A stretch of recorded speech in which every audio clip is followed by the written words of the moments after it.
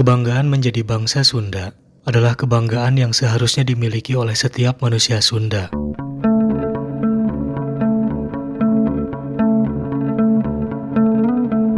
Kebanggaan yang memiliki dasar yang kuat, alasan yang dapat dijelaskan dengan alur sejarah yang terentang ribuan tahun, yang menggambarkan bagaimana besarnya bangsa Sunda.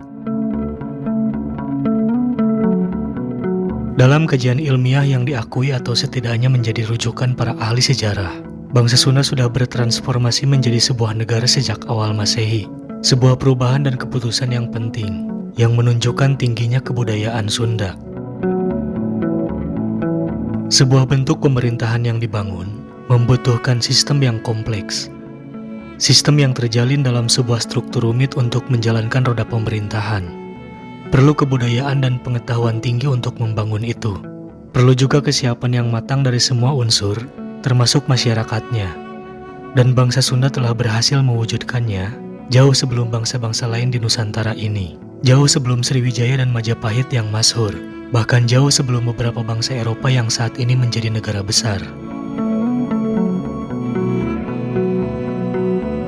Sunda sebagai negara adalah satu-satunya negara yang mampu bertahan lebih dari 1.500 tahun. Sebuah pencapaian yang luar biasa. Saya memilih untuk tidak memisahkan serangkaian masa pemerintahan, sehingga memisahkan sebuah keutuhan Sunda sebagai sebuah negara. Sunda dimulai sejak era Salakanagara, berlanjut menjadi Tarumanagara, kemudian dipisah jadi dua negara, yaitu Sunda dan Galuh. Kemudian kembali lagi menjadi satu kemaharajaan Sunda. Merupakan rangkaian yang tidak bisa dipisahkan, alur itu adalah satu alir yang saling terhubung. Pemerintahannya juga adalah satu keturunan yang sama. Salakanagara menjadi Tarumanagara. Sejatinya, hanya berganti nama kerajaan saja, karena pendirinya adalah keturunan Raja Salakanagara terakhir. Kemudian, Tarumanagara berganti nama menjadi Sunda, juga adalah berganti nama saja. Karena pendiri Tarumanagara adalah menantu dari Linggawarman, raja terakhir Tarumanagara. Linggawarman tidak memiliki anak laki-laki. Anak yang pertama, Dewi Minasih, menikah dengan Tarusbawa dari kerajaan bawahan di Sundapura, yang kemudian mengganti nama Tarumanagara menjadi Sunda. Anak yang kedua, Soba Kancana, menikah dengan Dapun Tahiang, pendiri Sriwijaya. Ketidaksetujuan Writi Kandayun terhadap pemilihan Tarusbawa sebagai penerus Linggawarman dan keputusannya yang memindahkan ibu kota ke Sundapura menyebabkan pemisahan Galuh dari Tarumanagara. Tarumanagara terpecah menjadi Sunda dan Galuh, dua negara yang sering disebut negara kembar, dipisahkan oleh aliran Sungai Citarum. Namun, tidak berarti bangsa Sunda terpecah, karena kedua negara tersebut adalah keturunan Tarumanagara. Apalagi, kemudian keturunan-keturunan penguasa kedua negara saling menikah kembali. Jadilah seolah satu negara dengan balutan Sunda dan Galuh. Sunda dan Galuh kembali menyatu di beberapa periode pemerintahan. Sampai kemudian, Prabu Siliwangi atau Ratu Jayadewata atau Sri Baduga Maharaja menjadi Maharaja Sunda yang menerima tahta dari ayahnya, Prabu Dewaniskala, Raja Galuh, dan dari mertuanya, Prabu Susuknunggal, Raja Sunda, menyatukan Sunda dan Galuh lebih permanen. Sekali lagi, ini membuktikan Sunda itu satu, walau bernama Galuh dan Sunda.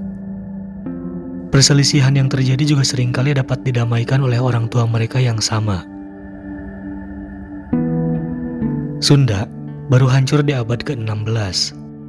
Raja terakhirnya, Prabu Ragamulya atau Nusya Mulia atau Prabu Surya Kancana, yang juga bergelar Pucuk Unung Pulasari, karena berkedudukan di Pulasari, Pandeglang, tidak lagi di Pakuan. Walaupun Cirebon dan Banten adalah juga keturunan Sunda atau Pajajaran, tapi sepertinya nama Sunda seperti terhenti sebagai sebuah negara. Kehancuran inilah yang memberi kesempatan kepada Mataram untuk menguasai tanah Sunda. Negara yang sudah berkeping-keping tidak mampu melawan bala tentara yang sedang masadik jaya.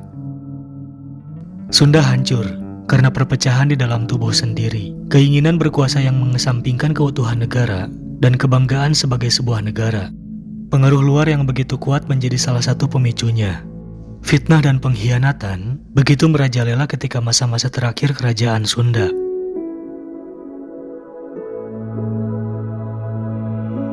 Dikisahkan, benteng kota Pakuan dalam masa terakhirnya. Benteng yang begitu kuat karena kehebatan para prajuritnya, walaupun tinggal sedikit saja, akhirnya bobol karena pengkhianatan.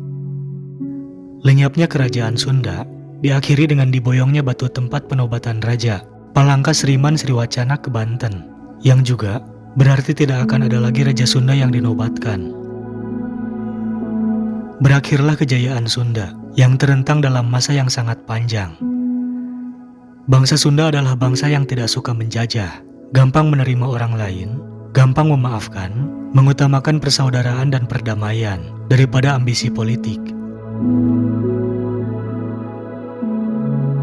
Di masa lalu, Sunda maupun Galuh adalah kerajaan besar yang sangat kuat. Majapahit pun tidak berani datang berhadapan langsung dan menyatakan perang. Sunda tidak pernah menjadi bawahan Majapahit. Tidak pernah ada upeti sebagai kerajaan bawahan ke sana. Sriwijaya pun, yang katanya pernah menguasai Sunda, ini juga diakibatkan adanya perasaan hubungan persaudaraan yang begitu kuat dari Raja Sunda dengan pendiri Sriwijaya. Sunda sebetulnya mampu meluaskan kekuasaannya ke Jawa Tengah, Jawa Timur, Sumatera, dan ke daerah lainnya, tapi semuanya tidak dilakukan. Sunda bukan bangsa penjajah. Kedamaian dan kedudukan yang setara lebih diutamakan. Raja-raja Sunda pun terbiasa mengalah untuk kedamaian. Ketika Dewa Niskala yang dianggap melanggar aturan karena menerima orang-orang Majapahit yang jatuh di zaman Pangeran Kertabumi. Padahal, Majapahit dianggap sebagai pengkhianat karena memerangi Prabu Wangi atau Prabu Maharaja Linggabuana dengan licik di Bubat. Akhirnya mengundang marah Prabu Susuknunggal terhadap Prabu Dewa Niskala. Tetapi keduanya kemudian mengalah, berdamai dengan mengundurkan diri sebagai raja dan menyerahkan tahtanya kepada putra Dewa Niskala yang juga menantu Prabu Susuknunggal, yaitu Prabu Jayadewata atau Prabu Siliwangi. Bagaimana kebesaran hati mereka, kedamaian dan persaudaraan adalah yang utama daripada tahta dan perselisihan yang hanya akan memecah belah negara. Pelajaran yang bisa kita ambil adalah, sebagai bangsa, Sunda adalah bangsa yang besar, yang mampu berdiri dan meraih kejayaan dalam jangka waktu yang sangat lama, hampir 16 abad, jangka waktu yang hampir mustahil dicapai oleh bangsa manapun. Bangsa Sunda adalah bangsa yang berkebudayaan tinggi, bahkan menjadi pelopor dan pemberi pengaruh besar bagi kerajaan-kerajaan lain di Nusantara. Tidak seharusnya bangsa Sunda menjadi bangsa yang minder, bangsa yang termarginalisasi, bangsa yang selalu berada di bawah bangsa lain. Sudah seharusnya bangsa Sunda memiliki kepercayaan diri sebagai bangsa yang besar, bangsa yang memiliki pengaruh yang kuat dalam percaturan kehidupan negara saat ini. Bangsa Sunda harus menjadi bangsa yang sangat diperhitungkan dalam berbagai aktivitas kehidupan. Semuanya hanya bisa dicapai jika bangsa Sunda bersatu, tidak terbawa arus upaya pemecah belahan dengan alasan apapun, termasuk politik yang saat ini sedang menghangat. Orang Sunda harus saling mendukung, tidak saling menjatuhkan, walaupun berbeda pilihan. Dalam bidang lain pun demikian, dalam bidang ekonomi, politik, pendidikan, dan lain-lain. Sudah seharusnya bangsa Sunda berbicara, saling dukung adalah kuncinya. Dengan jumlah hampir 40 juta atau lebih manusia Sunda adalah potensi yang besar bagi kemajuan bangsa ini. Dengan jumlah yang sedemikian banyak, sungguh tidak punya muka jika tidak bisa berbuat banyak. Kejayaan bangsa Sunda bergantung pada kita sebagai individu maupun kelompok.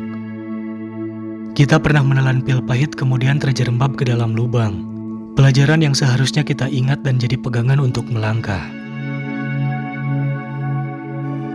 Negeri bernama Sunda telah hilang yang hampir tanpa jejak karena perpecahan, pengkhianatan, dan terbawa arus pecah belah bangsa lain.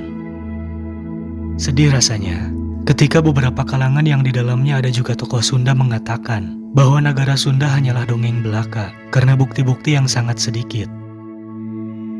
Jika kita merasa menjadi bangsa Sunda, adalah kewajiban kita untuk membuat Sunda kembali berjaya.